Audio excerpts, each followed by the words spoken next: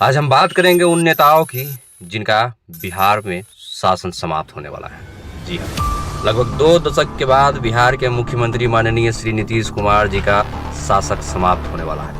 जी, माननीय मुख्यमंत्री, इनका जन्म 1951 में बिहार के बख्तियारपुर में हुआ। मैकेनिकल इंजीनियरिंग की डिग्री करने के बाद इन्होंने राज्य के बिजली विभाग में काम करने लगे। फिर ऐसा एक दिन आया कि इन्होंने नौकरी छोड़ दी। 1970 में ये जयप्रकाश नारायण की समाजवादी सोच से ऐसे प्रभावित हुए कि इन्होंने जेपी आंदोलन से जुड़ गए।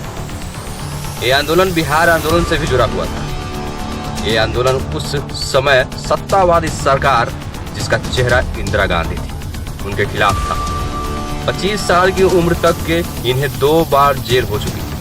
जी, इन्होंने पहले कुछ चुनाव जो लड़े थे उनमें हार के बाद राजनीति से दूरी का सोचा, लेकिन 34 साल की उम्र में अपनी बीवी और करीबी दोस्तों की मदद से ये आखिरकार 1985 में हरनौत सीट जीत गए।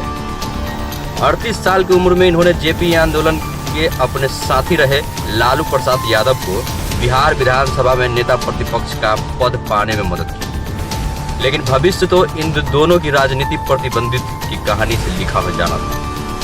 जब अटल बिहारी वाजपेयी प्रधानमंत्री बने तो ये नेता उनकी सरकार में रेल मंत्री थे। इन्होंने इंटरनेट बुकिंग से रेल के अनुभव को बदल दिया। इन्होंने टिकट काउंटर्स में वृद्धि से रेल के अनुभव को बदल दिया। इन्होंने तत्काल बुकिंग से रेल के अनुभव को बदल दिया। जब गैसल ट्रेन हादसा हुआ तो 285 लोगों की मौत हो गई, लेकिन मौलिक जिम्मेदारी लेते हुए इस नेता ने अपने पद से इस्तीफा दे दिया। मुझे लगता है कि यह पूरी तरह से रेलवे की विफलता है। ये कहते थे श्री नीतीश कुमार जी। 49 साल की उम्र में ये पहली बार बिहार के मुख्यमंत्री बने, लेकिन इन्हें 4 साल और लालू के राज के खत्म होने का इंतजार करना पड़ा। जी, इसके बाद ये बिहार बीजेपी के साथ अगले 5 साल तक सत्ता में साथ देते रहे। मुख्यमंत्री के तौर पर इन्हें नाम मिला सुशासन बाबू। जी, इनके राज में राज्य में पानी की सप्लाई में बेहतरीन बढ़ोतरी और मिड डे मील प्रोग्राम से सही से चला। गुजरते सालों में महिला सशक्तिकरण का चेहरा भी बने। एक ऐसे महिला सशक्तिकरण का चेहरा बने जब ये 55 के थे तो इन्होंने स्कूल जाने वाली छात्राओं के लिए साइकिल देने की योजना शुरू कर दी। इससे 10वीं में पढ़ने वाली लड़कियों की तादाद बढ़ गई। बिहार पंचायती राज में इन्होंने महिलाओं के लिए 50% आरक्षण लाया। बिहार भारत में ऐसा करने वाला पहला राज्य बना। लेकिन इसके बाद सालों के साथ साथ राजनीतिक विचार के चलते इन्होंने, जब ये 62 साल के थे तो इन्होंने बीजेपी से गठबंधन तोड़ लिया। ये तब था जब बीजेपी ने नरेंद्र मोदी को अपना प्रधानमंत्री पद का उम्मीदवार बनाया।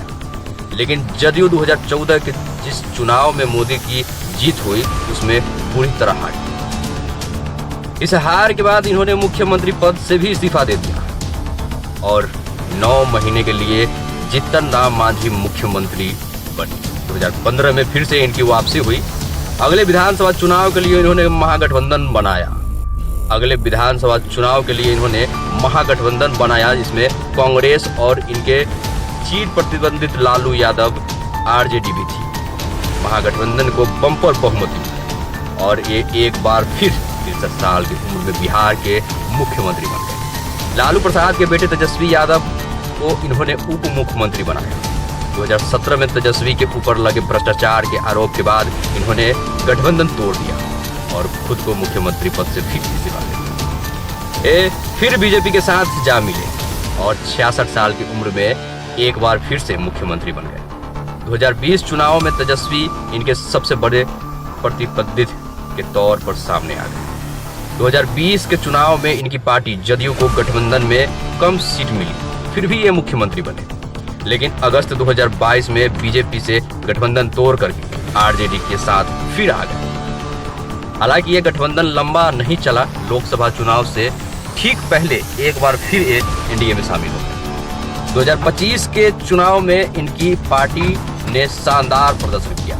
ये कहानी नीतीश कुमार की, वो नेता जिसने बिहार को जातीय समीकरणों के रूप को बदल दिया और अपने राजनीतिक जीवन में ज़्यादातर मौक़ों पर अपने नाम से ज़्यादा बड़ा काम करके दिखाया। ये ऐसे मुख्यमंत्री की कहानी थी जो आज राज्यसभा जाकर के अपनी शासन को समाप्त कर रहे हैं। ये ऐसे मुख्यमंत्री की कहानी थी जो महिलाओं को 50% आरक्षण दे करके महिलाओं को हर विभाग में बढ़ोतरी के काम। ये ऐसे मुख्यमंत्री की कहानी थी जिनका मानना था कि अगर स्टूडेंट क्रेडिट कार्ड जो वैसे विद्यार्थी जो 12वीं पास के बाद अपनी पढ़ाई को जारी करना चाहते हैं तो 4 लाख रुपया स्टूडेंट क्रेडिट कार्ड से ले सकते हैं। अगर आपको रोजगार न मिले तो आप 9 लौटाइए। ऐसे मुख्यमंत्री श्री नीतीश कुमार जी की कहानी थी। आपको क्या लगता है अगला मुख्यमंत्री बिहार के क्या ऐसे ही बन पाएंगे? क्या नीतीश कुमार से बेहतर मुख्यमंत्री फिर आएंगे बिहार में?